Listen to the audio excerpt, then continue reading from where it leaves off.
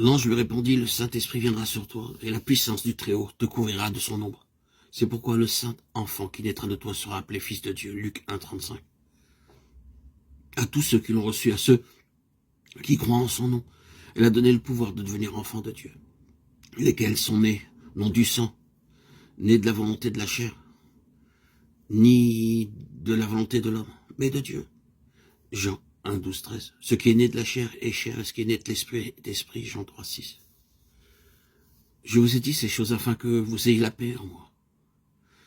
Vous aurez des tribulations dans le monde, mais prenez courage. J'ai vaincu le monde. Jean 16, 33. Voyez quel amour le Père nous a témoigné pour que nous soyons appelés enfants de Dieu. Et nous le sommes. Si le monde ne nous connaît pas, c'est qu'il ne l'a pas connu. Bien-aimés, nous sommes maintenant enfants de Dieu, et ce que nous serons n'a pas encore été manifesté. Mais nous savons que lorsqu'il paraîtra, nous serons semblables à lui, parce que nous verrons tel qu'il est. 1 Jean 3, 1, 2. Car tout ce qui est né de Dieu triomphe du monde. Et la victoire qui triomphe du monde, c'est notre foi. 1 Jean 5, 4. En citant ces divers passages de l'Écriture qui parlent de la naissance du Seigneur Jésus et de la nouvelle naissance des croyants, je reconnais que l'on ne peut pas les mettre sur le même plan.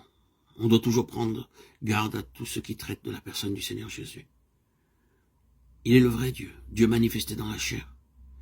Emmanuel, Dieu avec nous. En cela, il demeure le seul, l'unique. Et il n'y en a pas d'autre comme lui. Sa naissance était différente par rapport à la nouvelle naissance de chaque enfant de Dieu. Elle fut différente dans sa nature et fut différente aussi dans sa mesure. Il y a cependant une similitude entre la naissance de Christ et la nôtre. Il y a des facteurs qui, dans sa propre naissance, sont des éléments constitutifs de la nature, de la nouvelle naissance de chaque croyant. La déité, mise à part la divinité, est son lot. Il y a dans ces passages quelque chose qui concerne la nouvelle naissance du croyant, qui correspond à sa naissance d'en haut.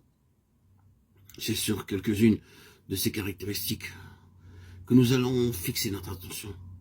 Ne confondons pas ces deux domaines, car je crois à tout ce qui touche à son caractère unique.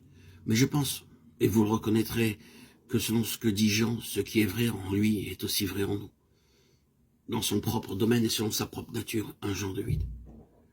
Si nous reconnaissons certaines de ces caractéristiques dans la naissance même du Seigneur Jésus, nous comprendrons bien mieux cette question de la naissance et de la nouvelle vie des enfants de Dieu. Car dans sa naissance, nous avons tous les facteurs qui forment la constitution même d'un véritable enfant de Dieu.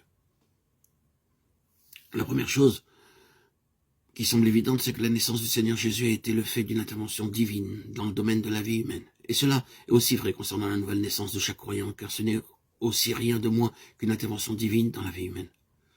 Nous ne voulons pas examiner le moindre détail de la naissance de Christ, mais il est parfaitement clair de ce point de vue qu'un visiteur céleste, un ange, est venu du ciel pour faire une déclaration, et que de ce même ciel, l'Esprit Saint est venu dans une vie humaine pour accomplir quelque chose.